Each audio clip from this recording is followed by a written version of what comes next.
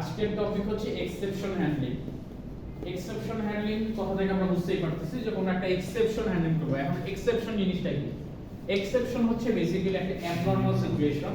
যখন আমরা আমাদের প্রোগ্রামে কোড লিখি, সামটাইমস হয়তো ইউজারের ভুলের জন্য বা এমন হইতে পারে আমাদের প্রোগ্রামের কোনো একটা কারণের জন্য কিছু অ্যাবনরমাল সিচুয়েশন ক্রিয়েট হতে পারে। অ্যাবনরমাল কি?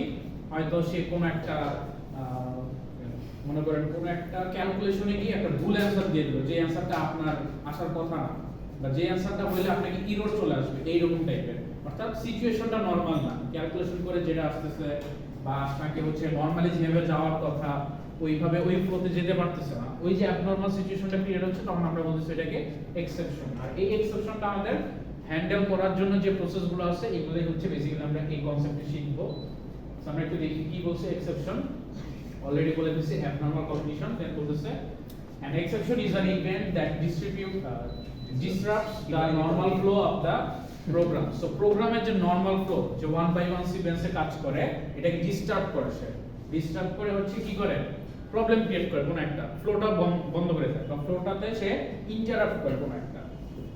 নেক্সট বলতেছে it is an object which is thrown as runtime. আচ্ছা, এটা একটা অবজেক্টের মতো, এটা হচ্ছে আমরা রান টাইমে কাজ করব। এটা না বুঝলে হবে, পরবর্তীতে কাজ করতে করতে আমরা বুঝে যাব যে এটা কেন অবজেক্ট বলা হয়। আচ্ছা, দেন বলতেছে এক্সেপশন হ্যান্ডলিং। এক্সেপশনটা কি বুঝলাম? যে এটা কি করে? কোন একটা অ্যাবনরমাল সিচুয়েশন ক্রিয়েট করে যেটাতে নরমাল যে ডাটা ফ্লোটা এটা ইন্টারাপ্ট হয় বা এটা ফুলি কমপ্লিট হতে পারে না, মাঝখানে কোন একটা প্রবলেম ক্রিয়েট করে সেটা আটকায় যায়, এরকম স্টার্ট হয়ে যায়। আচ্ছা, হ্যান্ডলিংটা কি দেখি? The exception handling in Java is one of the powerful mechanism to handle the runtime error so that the normal flow of the application can be maintained. এই জিনিসটা দেখেন, এক্সেপশন ক্রিয়েট হয় কখন? রান টাইমে। রান টাইমটা কি? যখন আমার প্রোগ্রামটা রান করতেছে, অর্থাৎ প্রোগ্রাম রানিং অবস্থায়। যখন আপনি কম্পাইল এরর করেন, অর্থাৎ আপনি আপনার কোডে যদি এরর করে থাকেন, তখন কি? যখন আপনি এই যে বিল্ড এন্ড রান দিবেন বা কোডটা যখন রান করবেন, তখন কিন্তু সেই এররটা দেখাবে, যেটা আপনি হচ্ছে কি আপনার ওই যে আইডি থাকে, যেমন আমাদের এক্লিপসে আমরা কাজ করতেছি জাভাতে, তো জাভাতে এক্লিপসের মধ্যে কি এরর থাকলে এরর দেখায় দেয় নিচে, যে এখানে এই লাইনে এরর আছে বা এই জায়গায় এই প্রবলেমটা আছে। ওইটাকে আমরা বলতেছি হচ্ছে কম্পাইলার। সো আমরা যখন কম্পাইলিং করতেছি তখনই এরর পেয়ে যাচ্ছি। এই প্রবলেম করলে কোনো সমস্যা নাই, আমরা কোডটা ঠিক করে দিতে পারি। বাট যখন রান টাইম এরর হয়, অর্থাৎ আমরা প্রোগ্রাম রান হয়ে গেছে, প্রোগ্রাম কম্পাইলিং এর সময় কোনো এরর পাইনি, বাট কোনো একটা ক্যালকুলেশন, কোনো একটা কিছু চেঞ্জের কারণে বা কোনো একটা ভুলের কারণে সে রান করা অবস্থায় স্টপ করে দেয়। অর্থাৎ প্রোগ্রাম রান করতেছে, আপনি অ্যাপ্লিকেশন ইউজ করতেছেন, এর মাঝখানে সে অ্যাপ্লিকেশনকে হচ্ছে স্টপ করে দেয়। এই যে সিচুয়েশনটাই বলতেছে হচ্ছে এক্সেপশন। আর এই এক্সেপশনটা হচ্ছে আমরা বেসিক্যালি হ্যান্ডেল করব এখানে, যেটা নরমাল ফ্লোকে হচ্ছে আমাদের কি ডিস্টার্ব করবে, ইন্টারাপ্ট করে। এই যে নরমাল ফ্লো, অর্থাৎ অ্যাপ্লিকেশন চলতেছিল, চলার মাঝখানে সে একটা কিছু সিচুয়েশন ক্রিয়েট করবে। দেন এটার অ্যাডভান্টেজ কি? Maintain the normal flow of the application. So application normal ফ্লোটা হচ্ছে মেইনটেইন করবে। তার মানে অ্যাপ্লিকেশন যদি কম্পাইলিং এ কোনো এরর না থাকে, সে যদি রান করতে থাকে, এই রানের মাঝখানে সে কোনো প্রকার ডিস্টার্ব ক্রিয়েট করবে না বা অ্যাপ্লিকেশনটা থেমে যাবে না। অনেক সময় আমরা দেখি না যে কোনো একটা অ্যাপ্লিকেশন রান করছি, হঠাৎ করে কিছু মেসেজ এসে অফ হয়ে গেল অ্যাপ্লিকেশন। সো ওগুলো কি? ওইটা কিন্তু এই যে এক্সেপশনাল কোনো একটা কেস চলে আসে, এক্সেপশন চলে আসে। সো সে কি করে? যদি হ্যান্ডলিং করা না থাকে, ওটা যদি হ্যান্ডেল অবস্থা করা না থাকে, পুরো অ্যাপ্লিকেশনটা ক্র্যাশ করে। আর যদি হ্যান্ডেল করা থাকে তাহলে এটা কি নরমালি কোন একটা মেসেজ দিয়ে সে নেক্সট স্টেপে চলে যায়, এরকম। আচ্ছা, এইখানে এখন দেখেন আমরা বলতেছি যে আমাদের এখানে 10টা স্টেটমেন্ট আছে, মানে 10টা লাইন আমরা কোড লিখতেছি। এখন দেখেন 5 নাম্বার লাইনে গিয়ে সে একটা এক্সেপশনাল ক্রিয়েট করলো, মানে একটা এক্সেপশন ক্রিয়েট করলো, কোনো একটা কিছু মিসম্যাচ বা কোনো ক্যালকুলেশনের জন্য একটা প্রবলেম ক্রিয়েট হয়েছে। সাপোজ আমি যদি সিম্পল একটা প্রবলেম চিন্তা করি, একটা এক্সেপশন, সেটা ধরতে পারেন যে ডিভিশনে গিয়ে আপনি 100 ডিভাইডেড বাই 0 করে একটা অ্যানসার দিবেন। অ্যানসার 100 ডিভাইডেড বাই 0 যদি করেন তাহলে কি ইনফিনিটি চলে আসে না, বা এরর ম্যাথ এরর চলে আসে, এরকম। সো এরর মানে কি? এখানে একটা প্রবলেম হয়ে গেছে, এক্সেপশন। নরমালি কোনো একটা ক্যালকুলেশন করে যে রেজাল্ট আসার কথা, রেজাল্টটা কিন্তু ইনফিনিটি চলে আসছে। সো তখন আপনার কি নরমাল ফ্লোটা হচ্ছে সে কি করলো? গিয়ে ডিস্টার্ব করলো বা ইন্টারাপ্ট করলো। সো আপনার 5 নাম্বার লাইনে গিয়ে সে এক্সেপশনটা, অর্থাৎ এই ক্যালকুলেশনটা করে একটা এক্সেপশন জেনারেট করলো। এখন যখন এই এক্সেপশনটা ক্যালকুলেট হয়ে যাবে, তখন কি হবে? যেহেতু প্রবলেম হয়ে গেছে, সে কি 6-7 লাইন, এই লাইনগুলো কি এক্সিকিউট করতে পারবে না নরমালি। কারণ কি? সে হয়তো এই লাইনগুলো নিয়েই পরবর্তীতে কাজ করতেছে। সো যখন এই লাইনই প্রবলেম, বাকি কাজগুলো কিন্তু সে করতে পারবে না। সো আমি যদি এক্সেপশনটা হ্যান্ডেল করে ফেলি, তাহলে আমি কি 5 নাম্বার লাইনের প্রবলেম সেইটাকে ইগনোর করে অন্য একটা সলিউশন দিয়ে বা অন্য একটা কিছু করে 6 7 8 9 10 কমপ্লিট করবে, যাতে এই ফ্লোটা ব্রেক না হয়। আর যদি আমি হ্যান্ডেল না করি তাহলে কি হবে, 5 নাম্বার লাইন দিয়ে এরর পেয়ে 5 নাম্বারেই কিন্তু সে ব্লক করে দিবে, 6 নাম্বার 7 নাম্বার কিন্তু আর রান করতে পারবে না। এই জিনিসটাই বলা আছে দেখেন, suppose there are 10 statements in a Java program and exception occurs at statement 5, the rest of the code will not be executed. Statement 6 to 10 will not be executed. However, when we perform exception handling, the rest of the statement will be executed. That is why we use exception handling in Java. So এটাই বলতেছে যে আমাদের 5 number লাইনে যদি problem থাকে normally এটা চলবে না, পরের লাইনগুলো আর এক্সিকিউট হবে না। বাট আমি যদি এক্সেপশনটা হ্যান্ডেল করে রাখি বা হ্যান্ডলিং কনসেপ্টটা ক্রিয়েট করে রাখি, তাহলে হচ্ছে নরমাল গুলো থাকবে, অর্থাৎ পরেরগুলো হচ্ছে রান করবে। আচ্ছা, এইটা হচ্ছে এক্সেপশনাল হচ্ছে হায়ারার্কি, অর্থাৎ এক্সেপশনাল বেসিক্যালি কি জিনিস, এক্সেপশন দুইটা কারণে ক্রিয়েট হতে পারে। একটা হচ্ছে এইখানে এক্সেপশন, অর্থাৎ আপনার অ্যাবনরমাল সিচুয়েশনে দুইটা কারণে ক্রিয়েট হয়, একটা হচ্ছে এক্সেপশনের জন্য আর একটা হচ্ছে এরর থাকলে। সো এরর মানে কি, এরর হচ্ছে আপনার কোন একটা জায়গায় এরর আছে, অর্থাৎ আপনার হার্ডওয়্যারে এরর আছে, কোডিং এ এরর আছে, কোন একটা জায়গায় এরর আছে, সেইখানে বেসিক্যালি এররগুলো হয়। এররগুলো কি করা যায়, এররগুলো কিন্তু আপনি নরমালি এক্সেপশন হ্যান্ডলিং করে ঠিক করতে পারবেন না। এররগুলো হয়তো হার্ডওয়্যার বেস হচ্ছে অথবা আপনার কোডিং বেস হতে পারে, এখানে হয়তো কোডিং বেস ধরবে অথবা হার্ডওয়্যার ধরবে, এছাড়া এর বাইরে কিছু নাই। বাট এক্সেপশন যেগুলো আপনি অল্টারনেট করে বা কোনো কিছু হ্যান্ডেল করে আপনি সলিউশনগুলোকে অল্টারনেট ওয়েতে প্রোভাইড করতে পারেন বা জাভা প্রোগ্রামটাকে কন্টিনিউ করতে পারেন, ওগুলোকে হচ্ছে আমরা এক্সেপশন বলি। সো এটা হচ্ছে একটা হায়ারার্কি যে কোনটার উপরে কোনটা আসে, এটা আমরা ওয়ান বাই ওয়ান দেখব, সমস্যা নেই। আচ্ছা, এখানে এক্সেপশনের তিনটা টাইপ বলা আছে, একটা হচ্ছে চেক, আনচেক আর হচ্ছে এরর।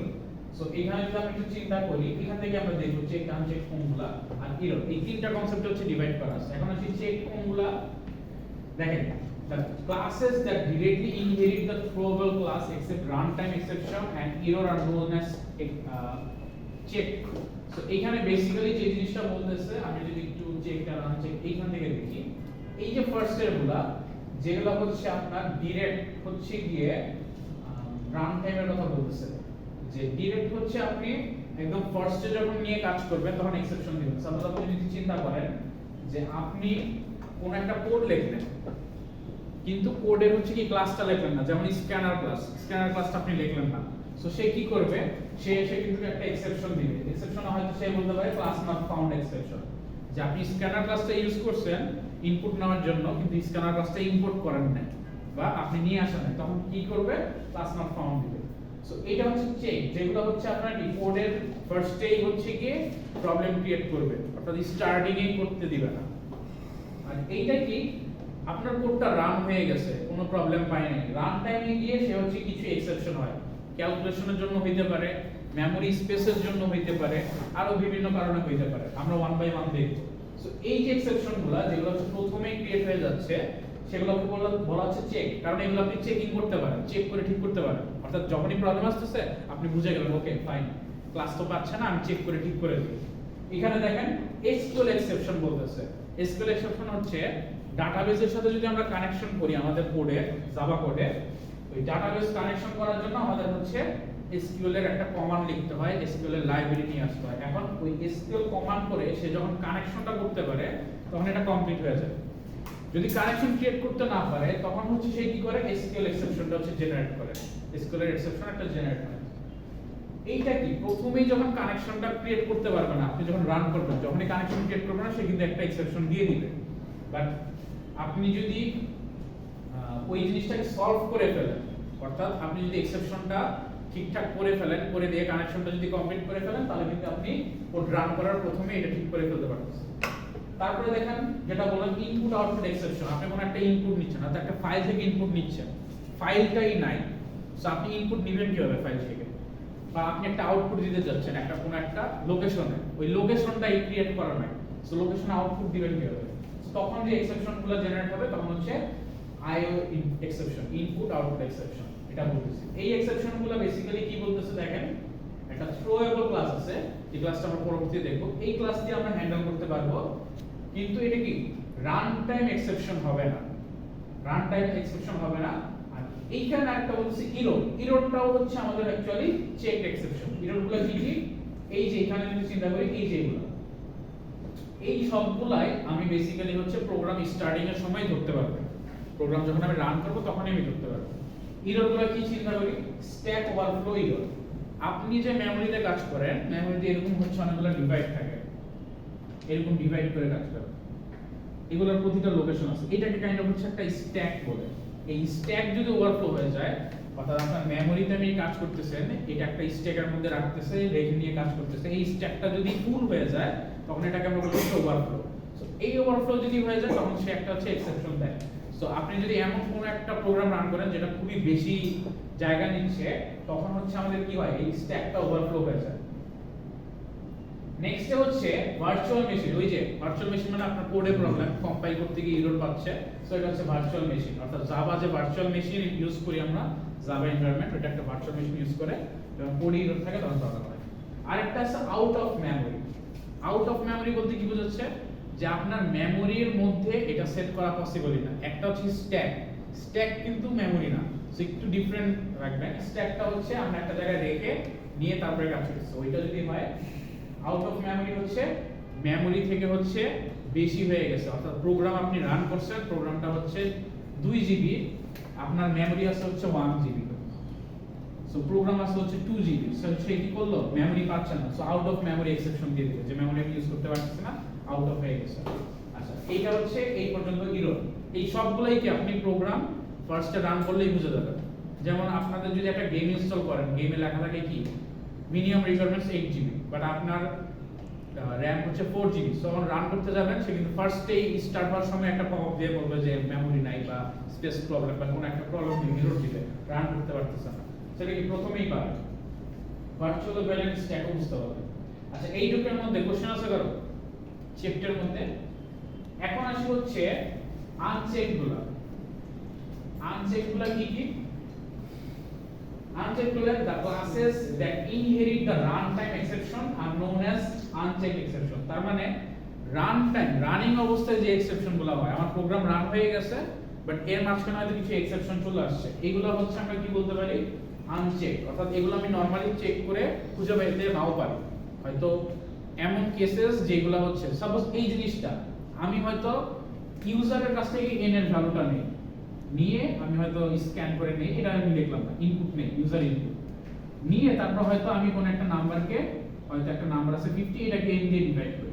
এখন আমি তো সব সময় চিন্তা করে রাখছি যে ইউজার হয়তো জীবনে 0 দিবে না, কোন কিছু ভ্যালু হয়তো 0 হইতেই পারে, বাই চান্স ইউজার এটার ভ্যালু n 0 দিয়ে দিল ইনপুট থেকে, আর এটা 50 ডিভাইডেড বাই 0 হয়ে একটা এক্সেপশনাল বা অ্যাবনরমাল ইনফিনিটি চলে আসলো।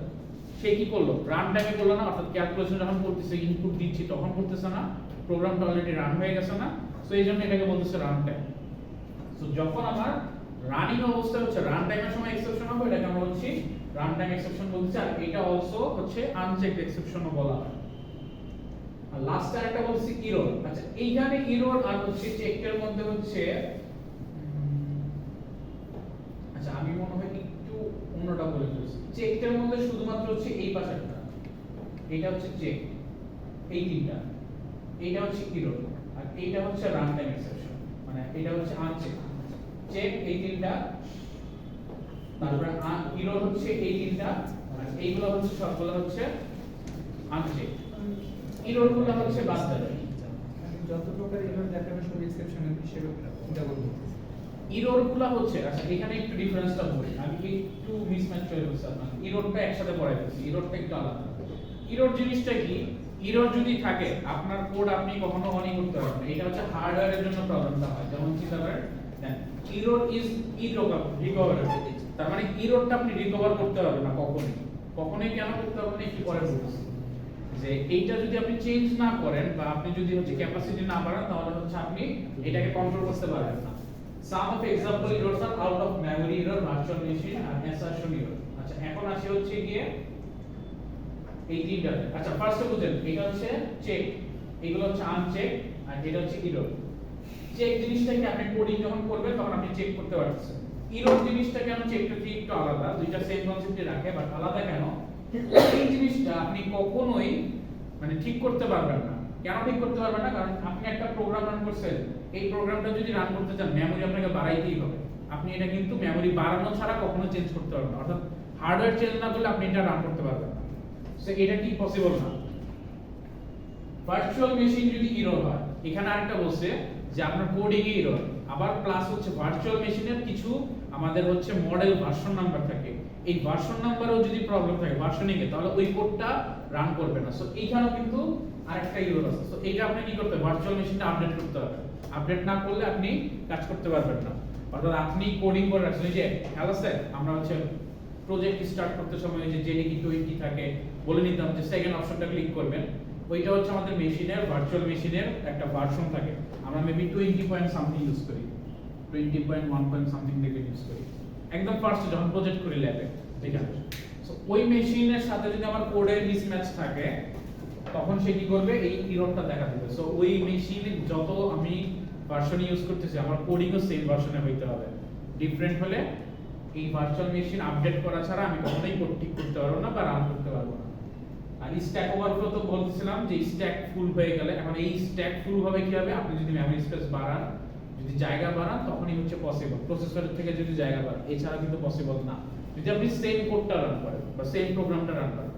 এখন আপনি মোস্ট ওয়ান্টেড গেম খেলতে গেলেন, মোস্ট ওয়ান্টেড গেমের জন্য দরকার 8 GB, 4 GB আপনার মেমরি, আপনি মেমরি বাড়ানো ছাড়া খেলতে পারবেন না। কিন্তু আপনি যদি ছোট গেম ইউজ করেন তখন আবার খেলতে পারবেন। সো এটা কিন্তু দুইটা ডিফারেন্ট জিনিস। আচ্ছা, মোটামুটি কি বোঝা গেল যে চেক হচ্ছে কি জিনিস, যেগুলো আমরা ফার্স্টে চেক করে ফেলতে পারি, ওগুলো এরর কি, ওগুলো হচ্ছে আমরা ফার্স্টে চেক করতে পারি, বাট এরর জিনিসটা কি, এটা কখনোই রিকভার করা পসিবল না। আমরা কখনোই হার্ডওয়্যার চেঞ্জ না করে এটাকে সফটওয়্যারের মাধ্যমে বা আমাদের কোডিং এর মাধ্যমে আমরা ঠিক করে এটাকে কমপ্লিট করতে পারবো না। আর এইখানে হচ্ছে লাস্টে আছে আনচেক। আনচেক বেসিক্যালি হচ্ছে রান করা, অর্থাৎ রানিং অবস্থায় যে কাজগুলো করে। বাট সেটাতে আসি অ্যারিথমেটিক এক্সেপশন, এটা অলরেডি আপনাদের পরবর্তীতে বলা আছে। আচ্ছা, 1 বাই 1 আসি, মেবি পরবর্তীতে বলা আছে, আমি একটু দেখি।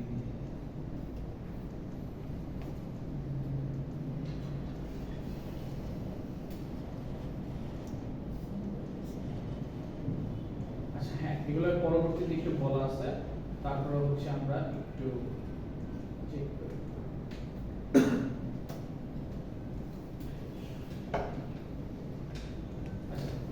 এখন ফার্স্ট যে জিনিসটা বলছে, এই যে আনচেকগুলা বেসিক্যালি ফার্স্ট হচ্ছে অ্যারিথমেটিক এক্সেপশন, এটা অলরেডি আমরা করে ফেলছি, এই যে ডিভাইডেড বাই 0, তার মানে ক্যালকুলেশন করতে গিয়ে সেই যে প্রবলেমটা ক্রিয়েট করে ওইটাতে একটা এক্সেপশন জেনারেট হয়, কোন একটা মনে করেন ক্যালকুলেশনের রেজাল্ট চলে আসলো যেটা আমার আসার কথা না, এই টাইপের যদি কোনো কিছু চলে আসে তখন সে কি করে, অ্যারিথমেটিক এক্সেপশন দেয়। আচ্ছা, নেক্সটে বলা হচ্ছে নাল পয়েন্টার এক্সেপশন। নাল পয়েন্টার এক্সেপশন যদি দেখেন, এখান থেকে আমি একটু দেখাই, এই যে নাল পয়েন্টার এক্সেপশন হচ্ছে আপনি একটা স্ট্রিং দিলেন যেটার ভ্যালু হচ্ছে গিয়ে নাল দিছেন, তার মানে স্ট্রিং এর মধ্যে কিছু নাই, এমটি, বাট আপনি কি করতে যাচ্ছেন, স্ট্রিং এর লেন্থ বের করতে যাচ্ছেন, তখন সে লেন্থ কি দিতে পারবে, আপনাকে দিতে পারবে না। সো তখন সে কি করবে, এই নাল পয়েন্টার এক্সেপশন জেনারেট করবে, যে একটা অ্যাবনরমাল সিচুয়েশন ক্রিয়েট হয়েছে, যে পয়েন্টার যে ভ্যালুটা চাচ্ছে, লেন্থটা চাচ্ছে, লেন্থটা ক্রিয়েটিভ হয় না, আমি লেন্থ কিভাবে পাবো। সো তখন কি এই নাল পয়েন্টার এক্সেপশন চলে আসবে। আচ্ছা, কম্পাইলার আসবে এটা, বুঝলেন, কম্পাইলার চলে আসবে কম্পাইলার কম্পাইলার এই রিপোর্টটা করছিলাম বাসায় এসে, অটোমেটিক এক্সপ্রেশন কি দেয় পরে কেছে এইটা রান করবে, কোনো প্রবলেম নাই, বাট রান করার পরে গিয়ে দেখবেন যে এক্সেপশন জেনারেট হয়ে ওটা অফ হয়ে যাচ্ছে, আপনার অ্যাপ্লিকেশন বা আপনার কোডটা হচ্ছে অফ হয়ে যাচ্ছে। তারপরে ট্রাই অপশন এই থাকে, ট্রাই অপশনে লেখা মানেই আপনি এক্সেপশন হ্যান্ডেল করতেছেন, এটা পরে আসতেছে কিভাবে হ্যান্ডেল করে, আমি আগে এক্সেপশনগুলো দেখাচ্ছি। আচ্ছা, সো আপনি কি করলেন, নাল পয়েন্টারে গিয়ে দেখলেন যে এটা হচ্ছে পাওয়া যাচ্ছে না, নেক্সটে কি দেখবেন, নেক্সট হচ্ছে এর পরেরটা দেখি, এটা হচ্ছে number format exception. Number format কি বুঝতেই পারতেছি, মানে ফরম্যাটের কোনো একটা মিসম্যাচ হচ্ছে। নাম্বার ফরম্যাটের একটা एग्जांपल দেখি, তাহলে আমরা বুঝে যাব। সো নাম্বার ফরম্যাটের বেসিক্যালি যেই ক্যালকুলেশনটা সেটা হচ্ছে, দেখেন একটা স্ট্রিং এ আপনি হচ্ছে কি করতেছেন, এবিসি রাখতেছেন, এবিসি রেখে কাজ করতেছেন। নেক্সট লাইন আপনি কি করতে যাচ্ছে, এই কোডটা লেখা হচ্ছে, আমরা যদি টাইপ কাস্টিং করতে চাই, টাইপ কাস্টিং করতে চাই যদি, তাহলে এটা লিখতে হয়, যেটাতে টাইপ কাস্টিং করতে চাই ওটা লিখি ডট পার্সিং, এটা শুধুমাত্র ইন্টিজারের জন্য। সো ইন্টিজারে কনভার্ট করতে চাই ডট পার্সিং এস। এখন এসটা হচ্ছে একটা স্ট্রিং, স্ট্রিংটাকে কি নাম্বারে কনভার্ট করা পসিবল? পসিবল না। আপনি ইন্টিজারকে ফ্লোটে কনভার্ট করতে পারেন, ফ্লোটকে ইন্টিজারে কনভার্ট করতে পারেন নাম্বার থেকে, কোনো প্রবলেম নেই। বাট যখন স্ট্রিং নিয়ে কাজ করতেছেন এবিসি কে কিন্তু আপনি নাম্বারে কনভার্ট করতে পারবেন না, কারণ এটা পসিবল না এটা স্ট্রিং এ নাম্বারে কনভার্ট করা। সো তখন কি করবে, সেই এই এক্সেপশনটা চলে আসবে, নাম্বার ফরম্যাট এক্সেপশন, যে আমি স্ট্রিংটাকে নাম্বার করতে পারতেছি না, এইরকম এক্সেপশন চলে আসছে, এটাকে বলতেছে নাম্বার ফরম্যাট। আর এরপরে হচ্ছে আমাদের যেটা দেখাচ্ছে সেটা হচ্ছে, এরপরে আছে হচ্ছে দুইটা, বাট তার হচ্ছে একটা ক্যাটাগরি আছে, সেটাকে আমরা বলতেছি হচ্ছে index out of bound exception. অর্থাৎ আমি যেটা নিয়ে কাজ করতেছি ওইটার ইনডেক্স চলে আসে। ইনডেক্স আমরা বুঝি না, অ্যারে ইনডেক্স বুঝি না, অ্যারে ইনডেক্স। সেম ভাবে এইখানে দেখেন, আপনি একটা অ্যারে ডিক্লেয়ার করছেন, অ্যারের ভ্যালু হচ্ছে 5 লেন্থ দিয়েছেন, এইটা ধরেন ইন্ট অ্যারে লেন্থ 5 এই পর্যন্ত দিয়েছেন। বাট আপনি কি করলেন, অ্যারে 6 নাম্বার পজিশনে গিয়ে আপনি বসাইতে চাইলেন 100। 6 নাম্বার পজিশন কি আছে অ্যারে পজিশন নাই, তখন সে কি করবে, array index out of bound exception আসবে। এই এক্সেপশনগুলো কই দেখতে পান আপনারা? আপনারা যখন ওই যে রান করবেন দেখবেন সবগুলো হচ্ছে এররগুলো আপনাদের নিচে রেড মার্ক করে চলে আসে এরর লগে, ওইখানে দেখবেন এই এক্সেপশনগুলো জেনারেট হয়, ওগুলো দেখতে পাবেন। সো ওগুলো কিন্তু তখন দেখাবে array index out of bound, এই যে এক্সেপশন এটা কিন্তু ক্রিয়েট হবে। নেক্সটে আরেকটা দেখবেন string index out of bound, same জিনিসটাই, যখন স্ট্রিং এর আপনি একটা ক্রিয়েট করে রাখলেন, তাকে যদি আপনি একটা ডিফাইন করে দেন, তারপরে গিয়ে যদি আপনি এর বাইরে গিয়ে কাজ করতে চান, অর্থাৎ আপনি ধরেন স্ট্রিং এর মধ্যে হ্যালো দিয়ে রাখলেন। স্ট্রিং গুলো কি আমরা জানি, প্রতিটাকে আমরা এরকম ভাবে ইনডেক্স ওয়াইজ কি অ্যাক্সেস করতে পারি না, খেয়াল আছে? এটাকে করছিলাম, আপনার এখানে ইনডেক্স আছে কত, 0 1 2 3 4, বাট আপনি গিয়ে 6 নাম্বার একটা ইনডেক্সের স্ট্রিংটা প্রিন্ট করতে যাচ্ছেন বা ক্যারেক্টারটা প্রিন্ট করতে যাচ্ছেন, তখন কি string index out of bound দেখাবে যে এটা পসিবল না, এই ইনডেক্সটা নাই। সো এখানে মনে হয় एग्जांपल আপনাদের দেওয়া আছে, একটু দেখেন। এই যে array index out of bound 5 number নিচ্ছেন, 10 এ গিয়ে আপনি 50 রাখতে যাচ্ছেন, তখন কি হবে, array index out of bound এক্সেপশনটা চলে আসছে। আর নেক্সটে হচ্ছে কি স্ট্রিং একটা হচ্ছে কি সেম টাইপেরই, ওই যে যেটা দেখাইলাম, যে আপনি যদি হচ্ছে 5 নম্বরে স্ট্রিং এর মধ্যে রাখছেন হ্যালো, বাট আপনি কি 6 নাম্বার ইনডেক্স দিয়ে দেখতে যাচ্ছেন, তখন গিয়ে এই এক্সেপশনটা প্রিন্ট হবে। আচ্ছা, এইটুকু পর্যন্ত বুঝতে পারছেন? এই এক্সেপশনগুলা আমরা যদি প্রথম দিকে ক্যাচ করতে পারি আমাদের কোড, তাহলে কিন্তু আমরা ওই এরর লগগুলোতে দেখতে পারি। আমাদের প্রজেক্টের নিচে এরর লগে দেখবো যে রেড মার্ক করে লেখা array index out of bound, তারপর দেখবো নাম্বার ফরম্যাট এক্সেপশন। এটা কিন্তু আমরা কম্পাইলিং করার সময় এটা কিন্তু আমরা আমাদের নিচে লগে দেখতে পাই। বেসিক্যালি যখন আমরা সফটওয়্যার করি, কোডিং এর ক্ষেত্রে এখন আমরা দেখতে পাচ্ছি কোনো প্রবলেম নাই, এখন আমরা শুধুমাত্র কি কোডটা দেখতেছি, এইজন্য কোডটা রান করতেছি। বাট যখন ইউজার হচ্ছে কি একটা অ্যাপ্লিকেশন রান করে, সে কিন্তু কোড রান করে না, সে কি রান করে, আপনার সফটওয়্যার। আপনার সফটওয়্যারটা অন হবে, সে কি করবে, কিছু মেনুস দেখবে।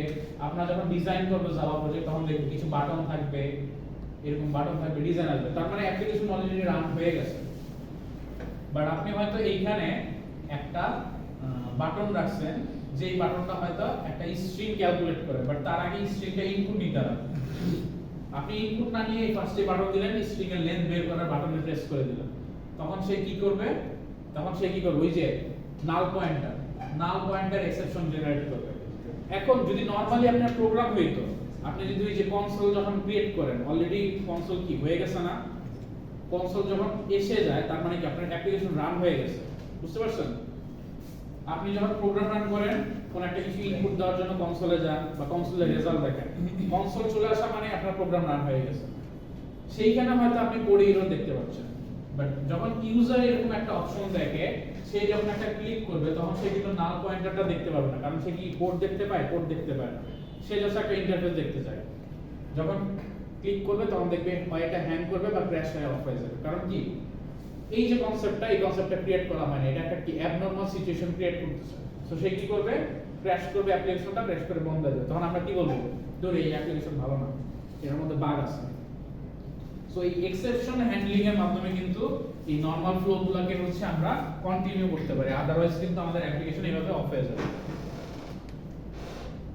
এইগুলো পকেটে সব। আচ্ছা, আচ্ছা এখন একটু দেখেন আমাদের এক্সেপশন গুলো হ্যান্ডেল করে আমরা যদি একটু রাইট অবস্থায় রাখতে চাই তাহলে আমরা কিভাবে অ্যাপ্রোচ করতে হয় আমরা হচ্ছে যে কিওয়ার্ডস গুলো নিয়ে কাজ করব এটা হচ্ছে ফার্স্ট ওয়ান হচ্ছে ট্রাই জাস্ট বেসিক কনসেপ্ট একটু শুনে রাখেন পরবর্তীতে আমরা অ্যাপ্লিকেশন দেখব ট্রাই কনসেপ্টটা কি কাজ করে ট্রাই কনসেপ্টটা কাজ করে আমাদের যে এক্সেপশনটা ক্রিয়েট হয় ওই এক্সেপশনটা যদি জেনারেট হওয়ার পসিবিলিটি থাকে আমরা ফার্স্টে ওই ব্লকটা দিয়ে জেনারেট করা ট্রাই করি আমার এখানে আমি জানি যে এই ক্যালকুলেশনটা করলে এক্সেপশন হওয়ার একটা পসিবিলিটি থাকে সো আমি কি করব এই ক্যালকুলেশনটা ট্রাই ক্যাচের মধ্যে রাখবো যেই ক্যালকুলেশন বা যেইখান থেকে বা যেই কোড থেকে আমার এক্সেপশন হওয়ার চান্সেস আছে ওইটাকে আমরা ট্রাই ব্লকে রাখবো এন্ড তারপর আমরা একটা ক্যাচ ব্লক করব ক্যাচ ব্লকটা হচ্ছে জাস্ট একটা সিম্পল एग्जांपल দেখাই একটু পরে আমরা কোড দেখব তারপর হচ্ছে সাপোজ আমি চাচ্ছি যে এরকম যদি 0 চলে আসে আমি 0 নিব না আমাকে 1 ধরে করতে হবে এরকম হইতে পারে না যে আমি চাচ্ছি যদি 0 চলে আসে বা ইনফিনিটি চলে আসে আমি ইনফিনিটি রাখবো আমি তখন কি করব 1 ধরে কাজ করব সো যেই কাজটা যেই সলিউশনটা আমরা করতে চাই সেই সলিউশনটা হচ্ছে আমরা এখানে রাখবো ক্যাচের মধ্যে আমাদের লিখতে হবে কোন এক্সেপশনটা হইছে ওই এক্সেপশনের নাম লিখতে হবে সাপোজ এখানে অ্যারিথমেটিক এক্সেপশন হয়েছে অ্যারিথমেটিক এক্সেপশন এই এক্সেপশন দিব এটাকে হ্যান্ডেল করার জন্য একটা অবজেক্ট নিব যেটা হচ্ছে ই দিয়ে সাধারণত আমরা নেই আর তারপরে এই এক্সেপশনটা হলে আমরা সলিউশনটা কি করব এটা হচ্ছে আমরা এই ক্যাচ ব্লকের মধ্যে লিখব এটা হচ্ছে মোটামুটি ট্রাই এন্ড ক্যাচের ক্লাস একটু পরে আপনি লিখতে পারবেন আর ফাইনালি হচ্ছে যে ব্লকটা অলওয়েজ কাজ করবে অর্থাৎ এই দুইটার পরে ফাইনালি একটা ব্লক দেই এইটার মধ্যে ট্রাই কাজ করবে বা ক্যাচ কাজ করবে যেটি হবে এখন দেখেন এই ফ্লোটা আমরা একটু বোঝার ট্রাই করি যে ট্রাই ক্যাচ ব্লকের ফ্লোটা কিভাবে হয় যদি ট্রাই নরমালি কোনো এক্সেপশন জেনারেট না করে তাহলে ট্রাই ব্লকে যে কাজ এই কাজটা কমপ্লিট হয়ে যায় আর যদি ট্রাই ব্লকে গিয়ে এক্সেপশন জেনারেট হয় তখন সে কি করে ক্যাচ ব্লকে যায় এক্সেপশনটা এখানে ক্যাচ করে দেন যে সলিউশনটা আমি প্রোভাইড করে রাখছি ওই সলিউশনটা ওয়াইজ কাজ করবে আর এই দুইটা যেটাই হোক ট্রাই এর কাজ হোক বা ক্যাচের কাজ হোক ফাইনালি ব্লকের মধ্যে আমি যা লিখে রাখবো সেটা অলওয়েজ কাজ করবে একটা যদি एग्जांपल দেখি एग्जांपलটা হচ্ছে অনেকটা এরকম একটু যদি খেয়াল করেন এই যে ফার্স্টে ট্রাই ব্লকের মধ্যে আমরা কি করলাম ডাটা নিলাম একটা ইন্টিজার ভ্যারিয়েবল 100 ডিভাইডেড বাই 0 করলাম তার মানে এখানে একটা এক্সেপশন চলে আসছে এক্সেপশন যদি চলে আসে তাহলে কি করব আমি ক্যাচ দিয়ে হচ্ছে এটাকে হ্যান্ডেল করতে হবে সো আমি এখানে কি করলাম অ্যারিথমেটিক এক্সেপশন কি লিখলাম আমার জাস্ট কাজ হচ্ছে কি এক্সেপশন চলে আসে আমি দেখাই দিলাম ইউজারকে যে একটা এক্সেপশন চলে আসছে তুমি কোন একটা এক্সেপশনাল কেস জেনারেট করে রাখছো সো আমি প্রিন্ট করে দিলাম কি ই এর মধ্যেই এই এক্সেপশনটা আছে সো ই যখন প্রিন্ট করবে সে এখানে কি করবে এখানে হচ্ছে এক্সেপশনটা হচ্ছে প্রিন্ট করে দিবে অর্থাৎ অ্যারিথমেটিক এক্সেপশন চলে আসছে সে ওইটা প্রিন্ট করে দিবে এন্ড লাস্টে এর পরে ক্যাচ ব্লক শেষ এখানে স্টার্টিং এখানে এন্ড দেন নরমালি যে বাকি যে কোডগুলো আছে কোডগুলো নরমালি রান হতে থাকবে এর নিচের লাইনগুলো সো এটা কিভাবে কাজ করবে ফার্স্টে ট্রাই ব্লকে যাবে যদি এক্সেপশন জেনারেট না হয় ট্রাই ব্লকের কাজটা কমপ্লিট করে সে এখান থেকে স্টার্ট হওয়া শুরু হবে আর যদি দেখে যে ট্রাই ব্লকে হচ্ছে এক্সেপশন চলে আসছে একটা প্রবলেম ক্রিয়েট হয়ে গেছে তখন সে কি করবে ক্যাচ ব্লকে যাবে গিয়ে ক্যাচ ব্লকের যে কাজটা সেই কাজটা করবে করে তারপরে দেন বাকি কাজগুলো করে ফেলবে সো অনেকটা ইফ এলস এর সাথে ম্যাচ পেতে পারেন আপনারা বাট ইফ এলস কিন্তু না একটু মাথায় রাখবেন ইফ এলস এর আমরা কন্ডিশন দেব সো এইখানে বাকি যে এটা অলরেডি তো বলে ফেললাম যে এক্সেপশন গুলো কি কি হতে পারে আচ্ছা এইখানে হচ্ছে একটা एग्जांपल দেওয়া আছে দেখেন code that may throw an exception তার মানে যে কোডটা হচ্ছে একটা এক্সেপশন থ্রো করতে পারে বা এক্সেপশন জেনারেট করতে পারে আর ক্যাচের মধ্যে হচ্ছে এক্সেপশনটা নিয়ে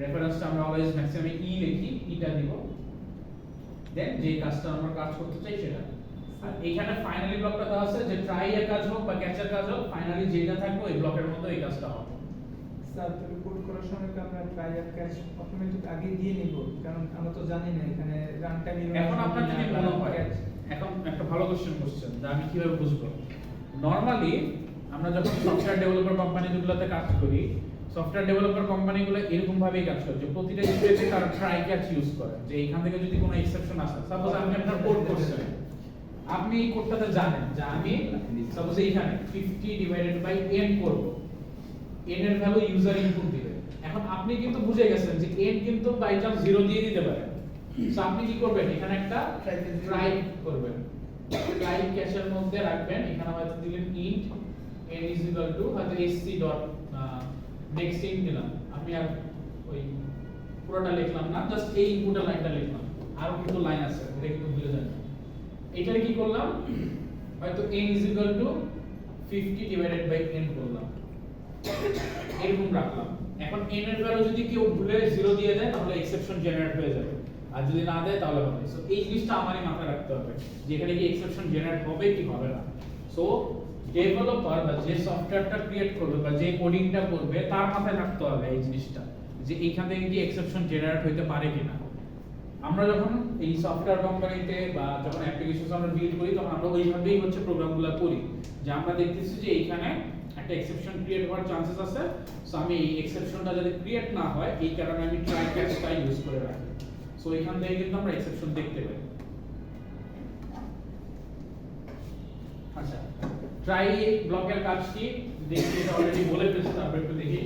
Java try block is used to enclose the code that might throw an exception. It must be used in the within the method.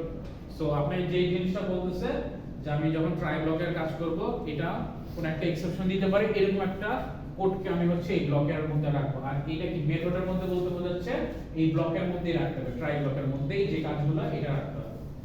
Catch block কি হচ্ছে, catch block is used to handle exception by declaring the type of the exception within the parameter. So এই যে দেখেন catch ব্লকের মধ্যে আমি হচ্ছে একটা প্যারামিটার ইউজ করতেছি, প্যারামিটার ইউজ করে আমি ক্যাচ ব্লকের কি নাম দিয়ে দিচ্ছি, যে এই এক্সেপশনটা হচ্ছে এক্সেপশন একটা নাম আমি বলে দিচ্ছি যে এই এক্সেপশন হওয়ার চান্স আছে।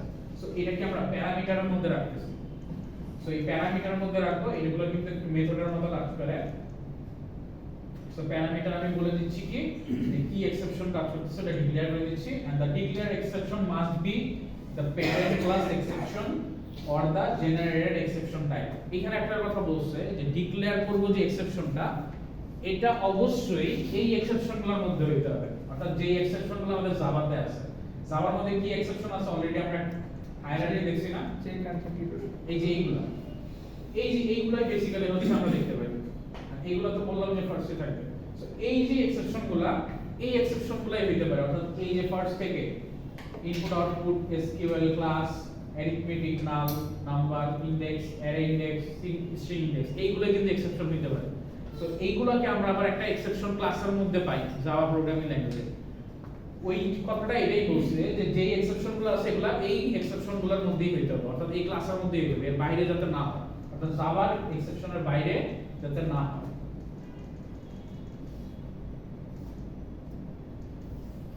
আচ্ছা, নেক্সট কি বলছে দেখেন, or the generated exception type. However, the good approach is to declare the generated type of exception. So আপনাদের এই যে এইখানে যে আমি বলে দিচ্ছি যে কোন এক্সেপশন হচ্ছে এই জিনিসটা হচ্ছে বেস্ট, অর্থাৎ আমি অ্যারিথমেটিক এক্সেপশন যদি বলে দেই এই জিনিসটা হচ্ছে বেস্ট। আমরা শুধুমাত্র ক্যাচ ব্লকের মধ্যে যদি এক্সেপশন লিখি এই এক্সেপশনের মধ্যে হচ্ছে গিয়ে সবগুলা ক্লাস আছে, এটা দিলেও কাজ করবে, কিন্তু এইটা দিলে আমরা ডিফাইন করতে পারি না এটা কোন এক্সেপশন। এই কারণে আমাদের এই কোর্সের জন্য আমরা এই এক্সেপশনটা ইউজ করব না, আমরা এক্স্যাক্টলি নামটা দিব যে অ্যারিথমেটিক হলে আমরা লিখব অ্যারিথমেটিক, যদি নাল পয়েন্টার হয় নাল পয়েন্টার, নাম্বার ফরম্যাট হলে নাম্বার ফরম্যাট এক্সেপশন। সো এটা আমরা ডিক্লেয়ার করে দেব। সো আমাদের প্যারামিটারে শুধুমাত্র এক্সেপশন লিখতে হবে না, হয়তো নাল পয়েন্টার এক্সেপশন এরকম লিখতে হবে, এরকম করে দিয়ে তারপর বোঝাতে হবে। সো আমরা শুধুমাত্র নামটা লিখলে হবে না, পুরোটাই লিখতে হবে। আচ্ছা, মোটামুটি এটা বোঝা গেছে।